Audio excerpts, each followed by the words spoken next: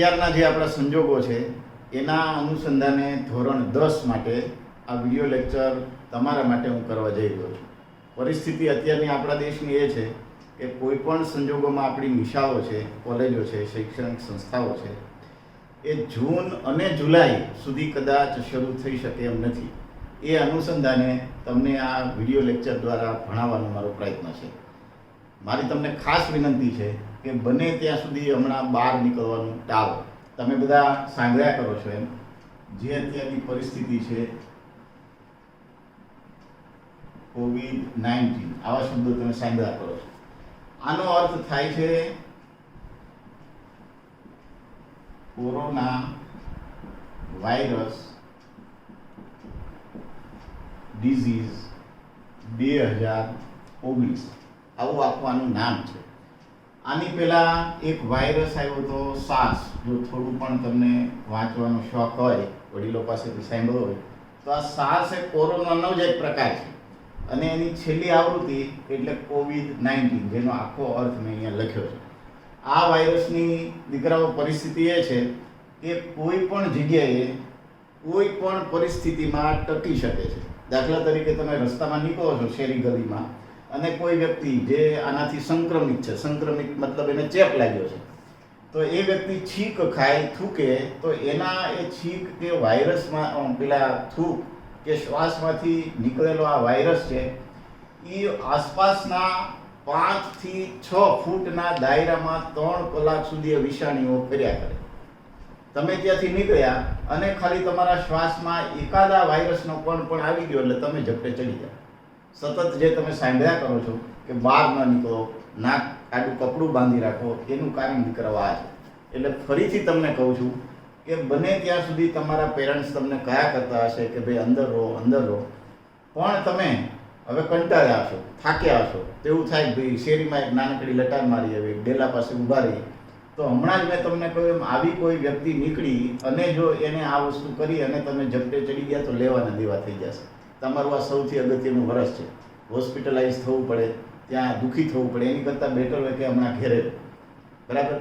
અને એ અનુસંધાને તમને જે આ રોજ રોજ હું થોડું અડધો પોણો કલાકનું કામ સોંપું છું એ કામ કરતા મહેરબાની કરીને એ વિડીયોને તમારે એવું લાગે તો 2 વાર પણ જોઈ લો. જે કાંઈ સવાલ તમને નથી સમજાતો એ મને ફરીથી બપોર પછી ગમે ત્યારે ફોન કરીને તમારા ઊભા થયેલા પ્રશ્નો પૂછી લેવાની છૂટ છે. પછી બીજી વસ્તુ કે આપણી આ ચેનલ ઉપર કોઈ પણ જાતનું કોઈ વિડીયો, કોઈ લખાણ તમારે અપલોડ કરવાનું નથી. માત્ર અને માત્ર જે હું તમને વિડીયો, ટેસ્ટ કે બીજી બાબતો અપલોડ કરું એ જ તમારે જોઈ અને શિક્ષણ લેવાનું છે. હવે અત્યારનું જે આપણું એજ્યુકેશન આપણે શરૂ કરવું છે એ તમને સમજાવવાની હું કોશિશ કરું છું. મેં તમને 150 ક્રિયાપદો નાખ્યા છે. જે જૂના મિત્રો મારી પાસે ભણી ગયા છો એને ખબર છે કે દરરોજ આપણે ધોરણ 9માં 20 થી 25 અનિયમિત ક્રિયાપદો છે એ ગોખી અને મૌખિક ટેસ્ટ આપતા હતા. હવે ઓનલાઈને તમારી બધાની રોજ હું ટેસ્ટ લઈ શકું એવી મારી પરિસ્થિતિ નથી, તમે સમજી શકો છો. તમારે શું કરવાનું, રોજ તમારી રીતે જે હોશિયાર છો એને 25, 30, 50 જે કરી શકો તે, અને જે માઇનોર છો, સામાન્ય છો, એને ઓછામાં ઓછા 15-20 ક્રિયાપદો તો કરવાના. જેમ હું ટેસ્ટ લેતો હતો ક્લાસમાં કે સ્કૂલે, એવી રીતે તમારે પાકા કરી એક પેજમાં એના ઉચ્ચાર લખી નાખવાના. પછી શીટ તો તમારી પાસે છે જ, ઓનલાઈન તમારા વોટ્સઅપમાં પડી છે, એની સાથે ચેક કરી લેવાના. જેટલા ખોટા પડે એટલા રિપીટ કરીને પાછા પાકા કરી નાખવાના. રોજ આમ કરતા રહે એટલે જ્યારે આપણે મળીએ 1.5-2 મહિને ત્યારે તમારી પાસે ચોક્કસપણે આ 150 ક્રિયાપદો તમારા ભેજામાં કંઠસ્થ થઈ ગયા છે. આ કામ તમારું છે. પછી જો તમે નથી કરી શકતા તો તમારા મોટા ભાઈ બહેન, મમ્મી પપ્પા જે કોઈ ભણેલા છે એને સીટ લઈને બેસાડો, એ પૂછે તમે જવાબ આપો. એવી રીતે પણ પાકા કરી શકાય, પણ કોઈ પણ રીતે પાકા કરવાના છે, બરાબર. આ એક યાદ રાખો. હવે એ સિવાય મેં તમને ધોરણ 10નું પરીક્ષાનું એક પરિરૂપ આખું નાખ્યું છે કાલે, જે તમે બધાએ જોયું હશે. હવે એના અનુસંધાને તમને થોડી બાબતો હું સમજાવી દઉં.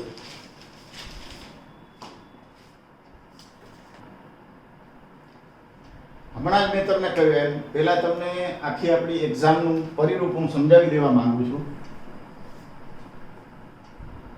વાર્ષિક આપણી ટેસ્ટ હોય છે એ કુલ 80 ગુણની હોય છે.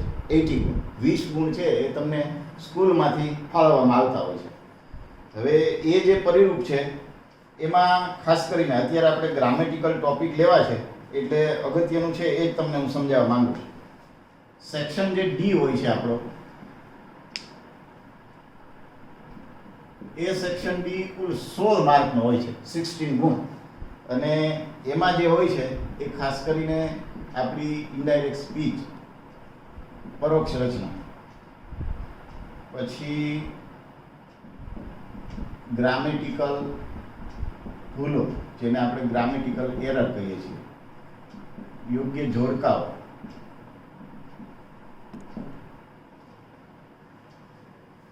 પછી ડુ એઝ ડિરેક્ટેડ. હવે આ બધું બાબતો છે, ખાસ કરીને ડુ એઝ ડિરેક્ટેડ છે એમાં વાક્યનો કાળ બદલવો, પછી એક વચન, બહુવચન અને એક્ટિવ પેસિવ, જે 9માં પણ થોડું મેં તમને શીખવાડ્યું છે. આટલી બાબતોમાં ટેન્સ છે 16 માર્કમાં અગત્યના છે. પછી જે સેક્શન એ આવશે 10 માર્કનું, સેક્શન એ સેક્શન એમાં જે 10 માર્કના પાઠ્યપુસ્તકના આધારે સવાલ જવાબ છે એ પણ ટેન્સ આધારિત છે. એટલે સીધી ટેન્સની આપણે વાત કરીએ તો 100 + 10 એટલે 26 માર્ક છે આપણા 10મા ધોરણમાં એ ટેન્સને આધારિત છે. એના અનુસંધાને અત્યારે તમને એક પછી એક બધા જ ટેન્સ હું ભણાવવાનો પ્રયત્ન કરું છું. શક્ય હોય તો નોટબુક છે એ જ્યારે તમે આ વિડીયો લેક્ચર જોતા હો ત્યારે સાથે રાખજો, અને બને એટલું જે અગત્યનું બોર્ડ પાસે લખું છું એ શક્ય હોય તો તમારી પાકી બુકમાં હશે ટપકાવતા રહીએ, એટલે અગત્યનું હોય તમને કામમાં લાગે. તમે બધા જાણો છો એમ કુલ આપણા ટેન્સ છે એ 12 ટેન્સ છે. આમાંથી 8 થી 9 ટેન્સ ધોરણ 9માં મેં તમને ભણાવી દીધા છે. હવે ટેન્સ જોઈએ તો સિમ્પલી ગુજરાતી ભાષામાં જ હું લખું છું. 3 સાદા કાળ,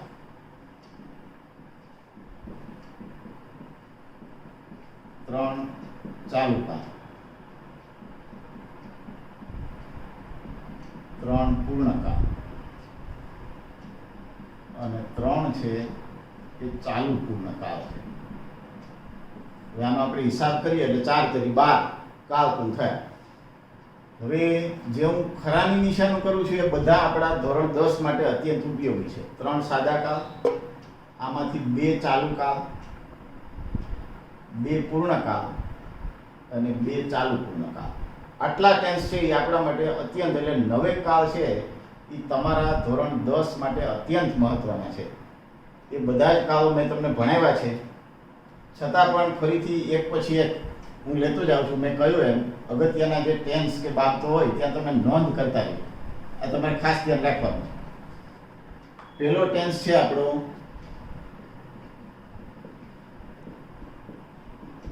સાદો વર્તમાન કાળ, જેને અંગ્રેજીમાં સિમ્પલ પ્રેઝન્ટ ટેન્સ તરીકે આપણે ઓળખીએ છીએ. હવે આ પહેલા મેં તમને 8, 9 અને 7 સ્ટાન્ડર્ડની વાત કરું છું.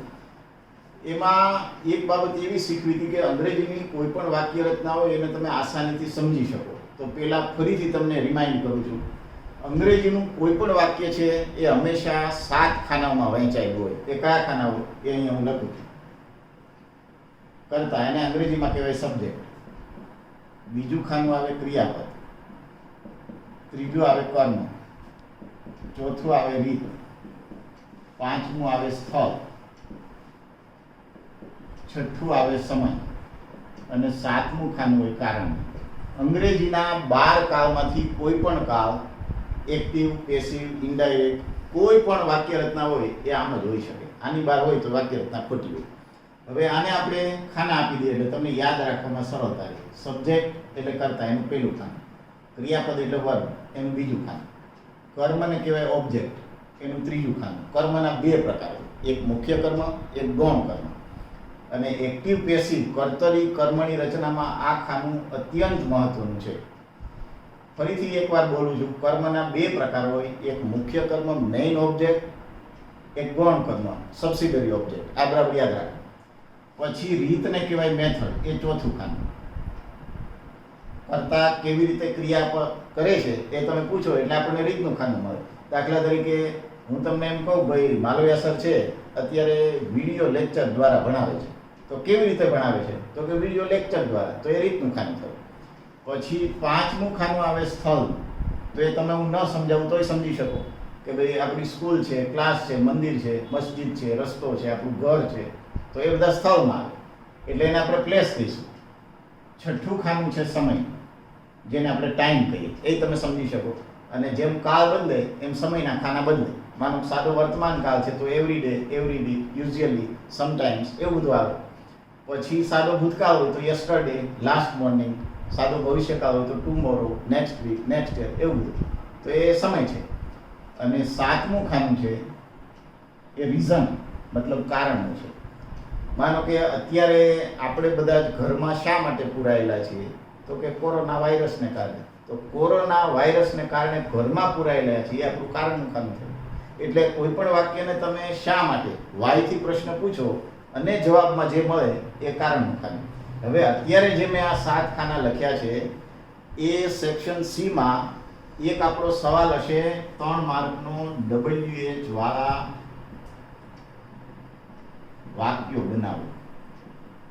અંડરલાઈન કરેલા ભાગ માટે WH વાળા વાક્યો બનાવો. એ જે છે એ સંપૂર્ણપણે આને આધારિત છે. એટલે ફરીથી તમને હું સમજાવું છું દીકરાઓ કે કર્તા માટે તમારે સવાલ પૂછવો છે તો એ હું થી બનશે. બરાબર, બી કેરફુલ, ધ્યાન રાખવાનું. પછી ક્રિયાપદ છે તો ક્રિયાપદ માટે આપણે કોઈ WH શબ્દથી સવાલ પૂછી શકતા નથી. આ એક ખાસિયત છે. પછી કર્મ છે તો મુખ્ય કર્મ હોય એના માટે આપણે વોટથી સવાલ બનાવી શકીએ, અને બીજું જે ગૌણ કર્મ છે એને માટે હુમથી બનાવી શકીએ. પછી રીત છે તો એને માટે પ્રશ્ન પૂછાશે હાઉથી, કે ભાઈ અત્યારે તમે કેવી રીતે ભણો છો? How do you learn at this time? તો કે વિડીયો લેક્ચર દ્વારા, તો એ રીત થઈ. પછી સ્થળ છે એ વેરથી, આ કદાચ તમે જાણો છો. પછી સમય છે એ પણ તમે જાણો છો, વેનથી. અને કારણ હોય તો વાય. ફરીથી તમને રિમાઇન્ડ કરું કે જે 3 માર્કનો સવાલ છે પેલો WH વાળા સવાલો બનાવો એ બધા ખાનામાં આવી જાય. આ બરાબર યાદ રાખો. હવે આના આધારે જે આપણે સાદો વર્તમાન કાળ શીખવાની શરૂઆત કરવી છે એ હું ચાલુ કરું છું. ફરીથી પાછા આપણા મૂળ ટોપિક ઉપર આવીએ. કોઈ પણ કાળની 3 બાબતો મહત્વની હોય. એક, એ ટેન્સનો ઉપયોગ આપણે કેવી રીતે કરી શકીએ. પછી એ ટેક્સ્ટ બુક હોય, આપણી વાતચીત હોય, આપણે કોઈ લખાણ લખતા હોય એમાં કેવી રીતે ઉપયોગ કરવો એ. પછી બીજી બાબત હોય કે ટેન્સ કયો છે એ આપણને ખબર કેમ પડે? તો કે એના સમયદર્શક શબ્દોને આધારે. આ બધું જ મેં તમને 9માં 8માં ક્યાંક ને ક્યાંક ભણાવ્યું છે. પછી ત્રીજો એનો પ્રકાર છે કોઈ પણ ટેન્સની વાક્ય રચના. દરેક કાળની 3 વાક્ય રચના હોય. એક હકાર, બીજી નકાર અને પ્રશ્નાર્થ, અને ચોથી આવે WH વાળી. પણ એ ખરેખર તો પ્રશ્નાર્થનો જ એક ભાગ છે, એટલે એનો અલગથી કોઈ પ્રકાર પાડવામાં આવતો નથી. હકાર, નકાર અને પ્રશ્નાર્થ. હવે એના અનુસંધાને સાદા વર્તમાન કાળના ઉપયોગને આપણે શીખવાનું ચાલુ કરીએ છીએ.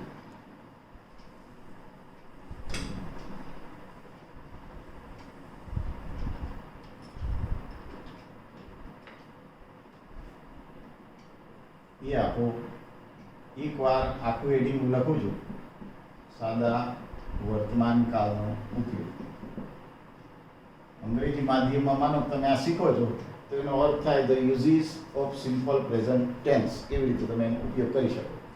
હવે સિમ્પલી તમે છેક સાદા વર્તમાન કાળનો ઉપયોગ 7મા ધોરણથી શીખતા આવો છો કે જ્યારે કોઈ પણ વાક્ય રચના છે એ રોજિંદા બાબતોમાં, રોજિંદા કાર્યોમાં વપરાતી હોય. જે બાબતો આપણે રોજ બરોજ કરીએ છીએ. દાખલા તરીકે તમે રોજ નિશાળે જાઓ છો, રોજ મા બાપ છે એ તમને સાચવે છે, નાસ્તો કરાવે છે, સમજાવે છે. તો એ જે રોજિંદી બાબતો છે, હવે રોજિંદી બાબતોમાં પણ એવું હોઈ શકે કે ઘટનાઓ અમુક સમયાંતરે બનતી હોય, દર અઠવાડિયે, દર મહિને, જે એવરી વીક, એવરી મંથ આપણે આવે છે એ પ્રમાણે.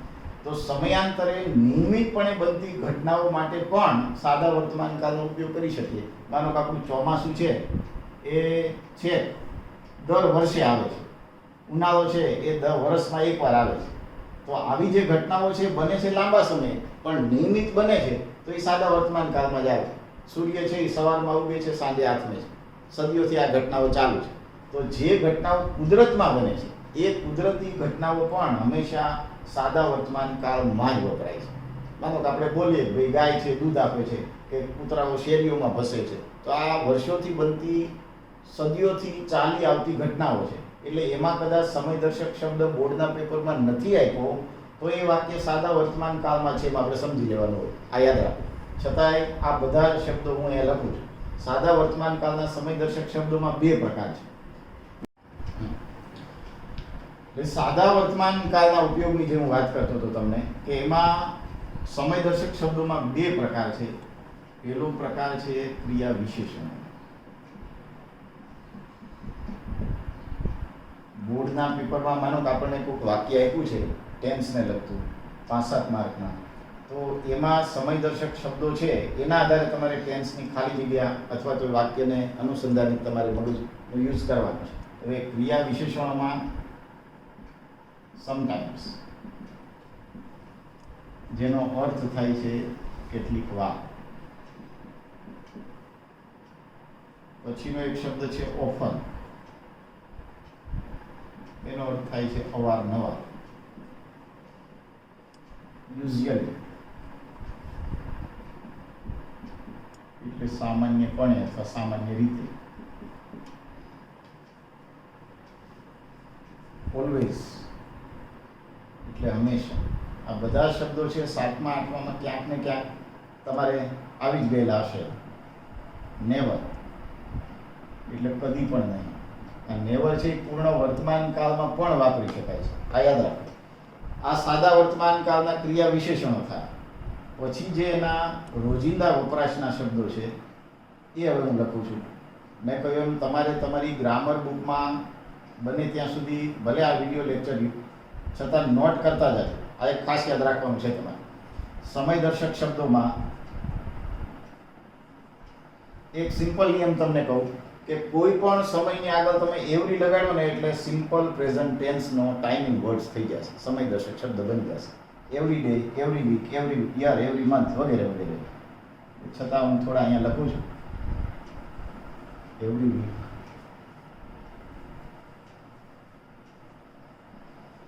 Every month, every year, every Diwali વગેરે. આ મૂકો એટલે સિમ્પલ પ્રેઝન્ટ ટેન્સના આ ટાઈમિંગ વર્ડ્સ થાય. આપેલા વાક્યને અંતે તમને આવો ક્યાંય પણ સમયદર્શક શબ્દ જોવા મળે એટલે ખાલી જગ્યા આપણે સિમ્પલ પ્રેઝન્ટ ટેન્સથી પૂરવાની છે. આ તમારે યાદ રાખવાનું. હવે આના અનુસંધાને આ એ વિભાગ આપણો હતો. હવે લખીએ છીએ બી વિભાગ.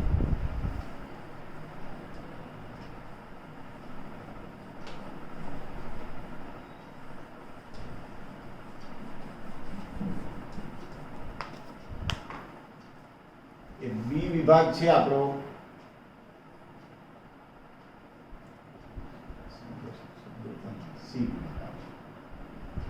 વાક્ય રચના.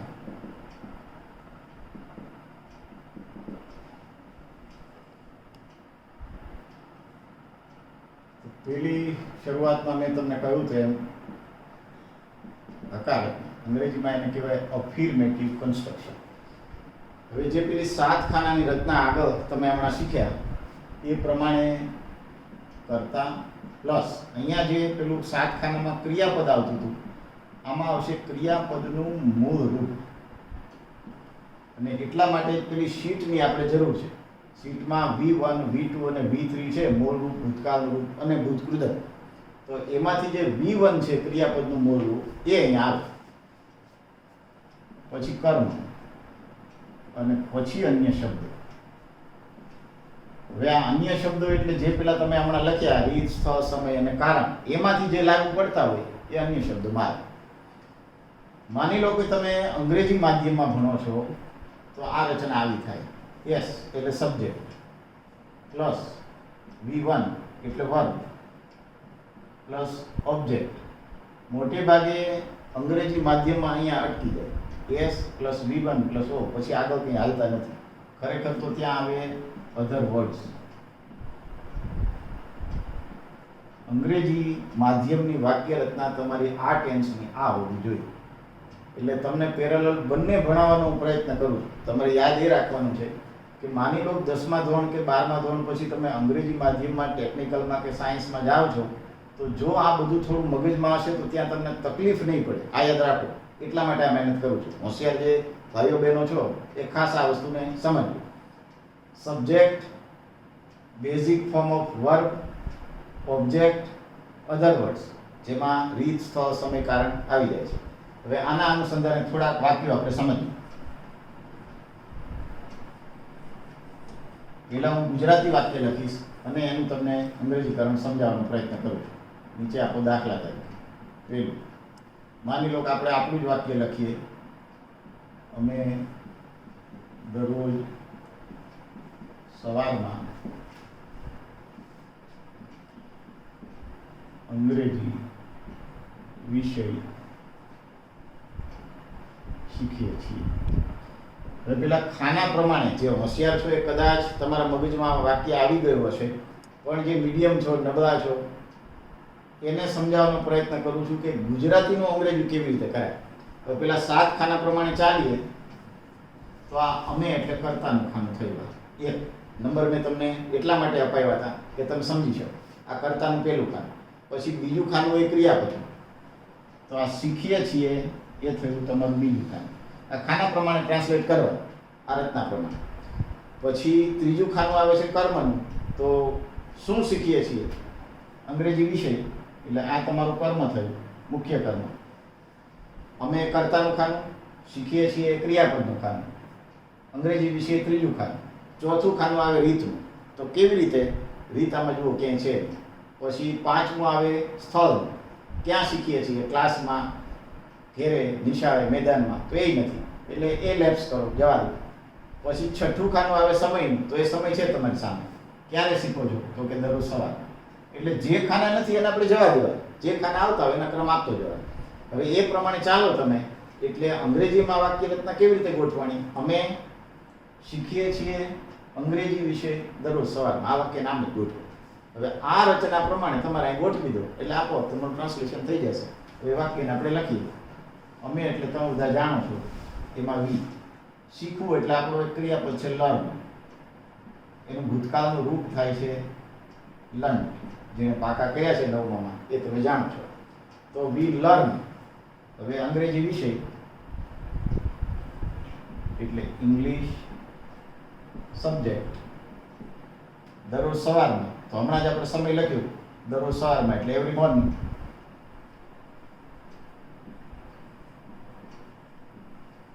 આવી રીતે કોઈ પણ અઘરું વાક્ય હોય એને તમે બહુ આસાનીથી અંગ્રેજી ટ્રાન્સલેટ કરી શકો. હવે બીજું લખો એક્ઝામ્પલ, દાખલા તરીકે 2.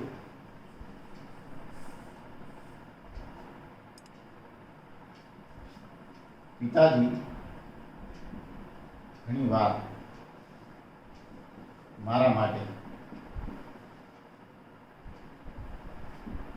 અમદાવાદથી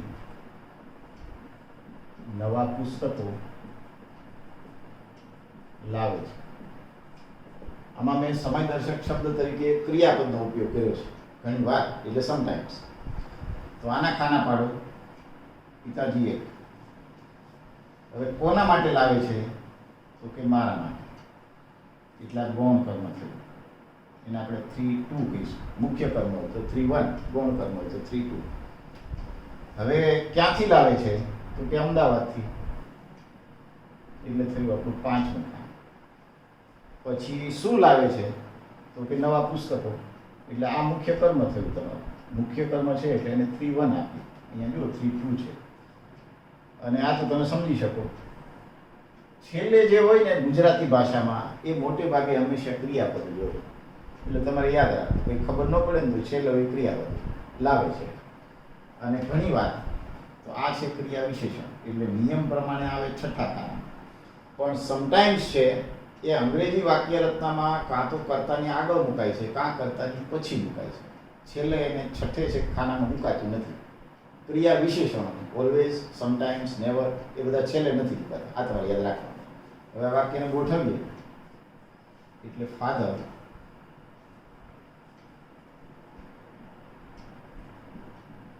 સમટાઈમ્સ, એ જ્યાં છે ત્યાં જ મૂકી દેવું એટલે કંઈ ગુંચ થાય નહીં. Father sometimes. હવે લાવવું એટલે તમે જાણો છો બ્રિંગ. પણ જો વાક્યનો કર્તા ત્રીજા પુરુષ એક વચનમાં છે, ત્રીજો પુરુષ એક વચન એટલે હું નહીં, તમે નહીં, કોઈ ત્રીજી વ્યક્તિ, તો ફાધર છે, પિતા છે, એ અત્યારે આપણા માટે ત્રીજો પુરુષ એક વચન છે એટલે ક્રિયાપદને એસ અથવા ઈએસ લાગવું જોઈએ. આ બરાબર યાદ રાખો. બોર્ડના પેપરમાં એસ કે ઈએસ નો એક માર્ક હોય છે. Be careful. Father sometimes brings નવા પુસ્તકો એટલે ન્યૂ બુક્સ. કોના માટે? તો કે મારા માટે એટલે ફોર મી. ક્યાંથી? અમદાવાદ. તો અમદાવાદથી એટલે કોઈ જગ્યાએથી જ્યારે વસ્તુ આવે, સ્થળ આવે એટલે હંમેશા ફ્રોમ લખવાનું એટલે ફ્રોમ અહમદાબાદ. પછી બીજી વસ્તુ એ યાદ રાખો 10મા ધોરણ માટે ખાસ કે કોઈ પણ સ્પેસિફિક ખાસ નામ આવે એનો પહેલો અક્ષર હંમેશા કેપિટલ થવો જોઈએ. અહીંયા તમે સ્મોલ એ મૂકો તો અંગ્રેજીના લખાણ પ્રમાણે એ વાક્ય રચના સાચી નથી. એ કેપિટલ આવવો જ જોઈએ. આટલું યાદ રાખ. એટલે આપણું આખું વાક્ય થયું father sometimes brings new books for me from Ahmedabad. આ વાક્ય આમ જ લખાવવું જોઈએ. તો અને તો જ આપણું વાક્ય સાચું પડે. દાખલા તરીકે 3 થોડું ઉપર લખું છું એટલે બરાબર સમજીશું.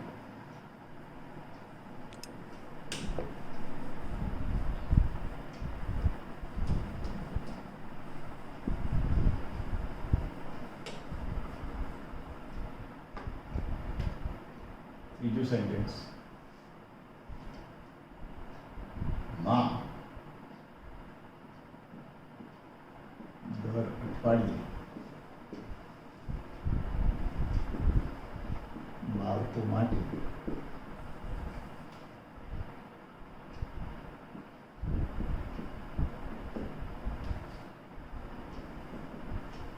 નાસ્તો તૈયાર કરે છે. હવે ફરીથી પેલા મેં ખાના ખાયા, તમે પણ કદાચ હવે સમજી શકશો. માં એ પેલું ખાનું અને આમ પણ માં એ આપણા પરિવારમાં પેલા ખાના માં જ હોય છે અને હોવી પણ જોઈએ. તો માં એક ક્રિયા આપણો અહીંયા કરતા છે એટલે પેલું ખાનું. પછી મેં હમણાં જ તમને કહ્યું છેલ્લે જે ક્રિયાપદ હોય, શબ્દ હોય એ ક્રિયાપદમાં જો તૈયાર કરે છે એ બીજું ખાનું. ત્રીજું ખાનું કયું આવશે? કર્મ. તો નાસ્તો શું તૈયાર કરે છે? તો નાસ્તો. અને 3-1 આવશે. 3-1 શું કામ? અહીંયા જુઓ કોના માટે તૈયાર કરે છે? બાળકો માટે. તો અહીંયા બાળકો માટે એ ગૌણ કર્મ છે એટલે એને આપણે આપીશું 3-2. અને દર અઠવાડિયે તમે બધા સમજી શકો સમય છે 6. એટલે આપણું વાક્ય બનશે માં તૈયાર કરે છે નાસ્તો બાળકો માટે દર અઠવાડિયે. હવે એનું અંગ્રેજીકરણ કરીએ તો શબ્દો તમે બધા જાણો છો. મધર તૈયાર કરવું એટલે પ્રિપેર. PREPARE. પણ હમણાં મેં તમને સમજાવ્યું માં એ ત્રીજો પુરુષ છે, હું નહીં, તમે નહીં. પણ આ વાક્યનું ટ્રાન્સલેશન કરીએ અને ગોઠવીએ એટલે પેલો આપણો કર્તા તરીકેનો શબ્દ આવશે મધર. તૈયાર કરે છે, તૈયાર કરવું એટલે ક્રિયાપદ છે પ્રિપેર. PREPARE. એને લગાડીશું એસ. એસ એટલા માટે કે માં એ ત્રીજો પુરુષ એક વચન છે, થર્ડ પર્સન સિંગ્યુલર એટલે ક્રિયાપદને એસ કે એસ લાગવો જોઈએ. તો મધર પ્રિપેર્સ. હવે ત્રીજું ખાનું એમાંય થર્ડ વન નાસ્તો. તમે બધા જાણો છો નાસ્તો એટલે બ્રેકફાસ્ટ. પછી ત્રીજું ખાનું છે બાળકો માટે. તો બાળકો માટે એટલે ફોર ચિલ્ડ્રન.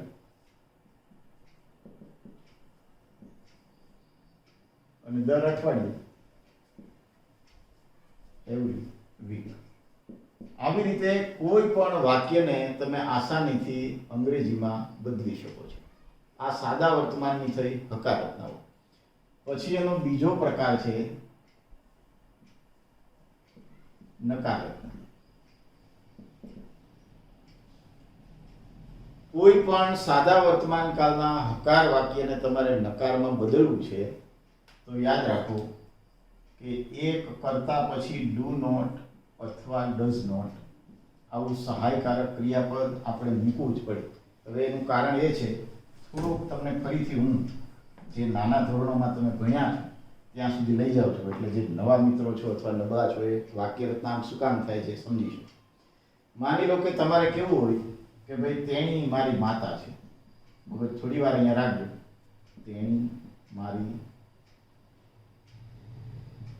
માતા છે. બહુ સિમ્પલ વાક્ય છે એકદમ. 10મા ધોરણના વિદ્યાર્થીઓ માટે આ વાક્ય સમજવું કે લખવું, તમે આનું અંગ્રેજી સમજી શકો. આનું અંગ્રેજી થાય શી ઇઝ માય મધર. પછી તમારે એમ કેવું છે કે તે મારો ભાઈ છે. આનું તમે વાક્ય લખશો he is my brother. તમને એમ થતું હશે કે સર આવા સિમ્પલ વાક્ય શું લખ્યા છે, પણ તમને સમજાવું શું કામ લખ્યા. હવે માનો આ વાક્ય તમારે નકારમાં લખવું છે કે તેણી મારી માતા નથી. અંગ્રેજીમાં નથી એટલે નોટ. અહીંયા આવ્યું કે તેણી મારી માતા, અહીંયા છે ની જગ્યાએ નથી આવે એટલે નકાર થાય. અહીંયા આપણે નોટ ન લખી શકીએ she is my mother not, એવું નથી થતું અંગ્રેજી. એને માટે તમારે જે ક્રિયાપદો આપ્યા છે એના પછી જ અહીંયા નોટ ઉમેરવું પડે. She is not my mother. તમારે લખવું છે તે મારો ભાઈ નથી, તો તમે અહીંયા જ લખશો he is not my brother. તો આનો સીધો એક બેઝિક નિયમ એવો થયો કે અંગ્રેજીમાં આપણે કોઈ પણ નકાર વાક્ય લખવું છે તો નોટ છે એની આગળ એક સહાયકારક ક્રિયાપદ આવવું જરૂરી છે. અંગ્રેજીમાં કોઈ પણ વાક્ય રચનાને નકારમાં બદલવી છે તો નોટની આગળ એક સહાયકારક ક્રિયાપદ હોવું જ જોઈએ. તો એ સહાયકારક ક્રિયાપદો સાદા વર્તમાન કાળમાં ડુ અને ડઝ છે. આ છે ટુ બી ના રૂપો છે. સાદા વર્તમાન કાળમાં ડુ અને ડઝ છે, સાદા ભૂતકાળમાં ડીડ છે, અને ભવિષ્યકાળ હોય તો શેલ કે વિલ છે, પૂર્ણ વર્તમાન હોય તો હેવ કે હેઝ છે. આ થોડું તમે જો યાદ હોય તો જાણો છો. એટલે સાદા વર્તમાન કાળની નકાર રચના લખવી હોય તો આ નિયમ પ્રમાણે નોટની આગળ ડુ કે ડઝ આવવું જોઈએ. હવે ડુ અને ડઝ ક્યારે આવે એ બરાબર મગજમાં ઉતારી લો. જો વાક્યનો કર્તા ત્રીજા પુરુષ એક વચનમાં છે તો ડઝ નોટ નો ઉપયોગ થાય. ત્રીજા પુરુષ એક વચન સિવાયના કર્તાઓ છે તો ડુ નોટ નો ઉપયોગ થાય. ડઝ નોટ ક્યારે આવે? માનો કે અહીંયા પ્રિપેર્સ છે, આ વાક્યને આપણે બદલીએ એટલે મધર, અહીંયા આવશે ડઝ નોટ. ડઝ નોટ આવ્યો એટલે અહીંથી એસ નીકળી જાય. હવે એસ શું કામ નીકળ્યો? તો જે ડુ છે એને ઈએસ લાગી જાય. આ એસ નો ઈએસ લાગે એટલે ડુ નું ડઝ થાય. એટલે મધર ડઝ નોટ, અહીંથી એસ નીકળી જશે. Prepare, breakfast four children every. આ નકારાત્મકતા થઈ. હવે એ વાક્યોને આપણે અહીંયા વ્યવસ્થિત રીતે થોડું લખીએ છીએ. પેલા એની વાક્ય રચના લખું છું સાદા વર્તમાન કાળનું. કર્તા પ્લસ ડુ.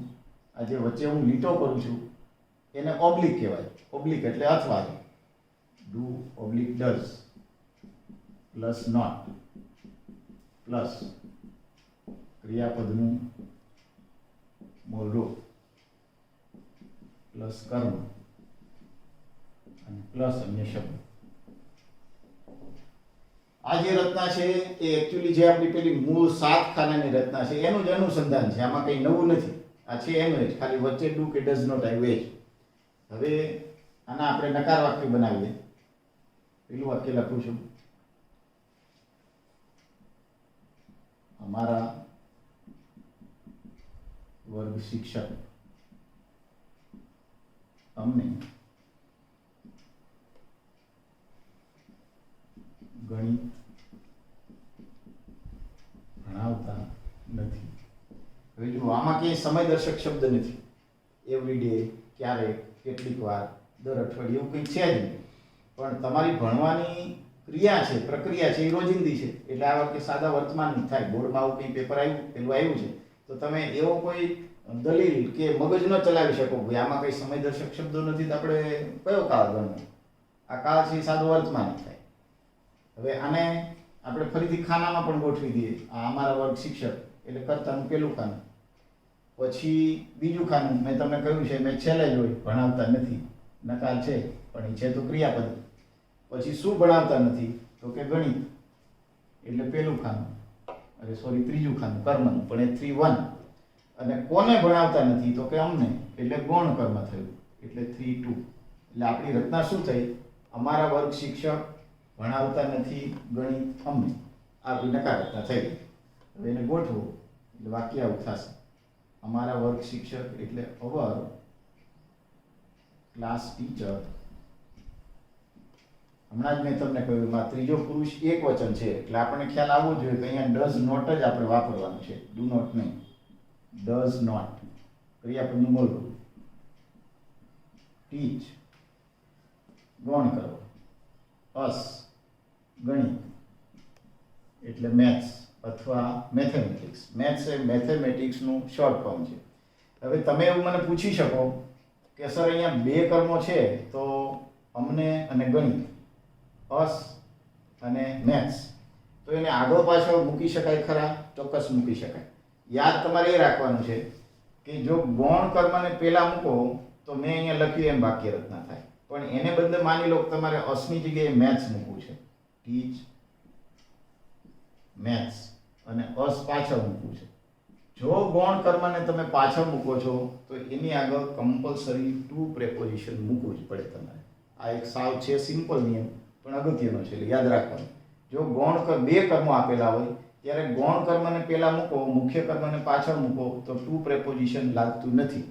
પણ મુખ્ય કર્મ પહેલા મૂકો અને ગૌણ કર્મને પાછળ મૂકો તો ટુ મૂકવું પડે. આ એક નિયમ સિમ્પલી મગજમાં સેટ કરે. પછી બીજું વાક્ય,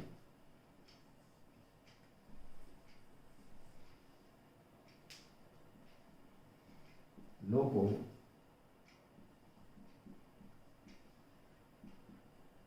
કોરોના વાયરસને લીધે બહાર જતા નથી. આપણું સાંપ્રત વાક્ય થયું. હવે આને ગોઠવો તો સમજી શકો છો કે લોકો એટલે પેલું ખાનું કરતા, બહાર જતા નથી બીજું ખાનું ક્રિયાપદ. હવે શેને કારણે બહાર જતા નથી તો કે કોરોના વાયરસને લીધે. આ એકચ્યુઅલી આપણું કારણનું ખાનું છે, જે છેલ્લું છે ને 7મું ખાનું, એ 3 જ ખાના છે પણ આ ખાનું છે એ કારણનું છે, એટલે 7મું ખાનું આપણે એને 7 નંબર આપી શકીએ. હવે એને આપણે વાક્ય રચનામાં ગોઠવીએ એટલે પીપલ. હવે પીપલ છે એ થર્ડ પર્સન પ્લુરલ છે, ત્રીજો પુરુષ બહુવચન છે. હું નહીં, તમે નહીં, લોકો. લોકોમાં તો આપણે બધા આવી જઈએ, પણ અહીંયા એ ત્રીજો પુરુષ બહુવચન છે લોકોએ, એટલે પીપલ. તો પીપલ બહુવચન આવ્યું એટલે અહીંયા લાગશે ડુ નોટ, ડઝ નોટ નહીં, પીપલ ડુ નોટ. હવે ક્રિયાપદ નથી એ ડુ નોટમાં આવી ગયું. હવે બહાર એ જતા એ આપણે લખવું છે એટલે ડુ નોટ ગો આઉટ. હવે શેને કારણે બહાર નથી જતા તો કે કોરોના વાયરસને કારણે, લીધે એટલે કારણે. ડુ નોટ ગો આઉટ એક આ તમારા માટે નવો શબ્દ છે. ડ્યુ ટુ એટલે ને લીધે, ને કારણે, ડ્યુ ટુ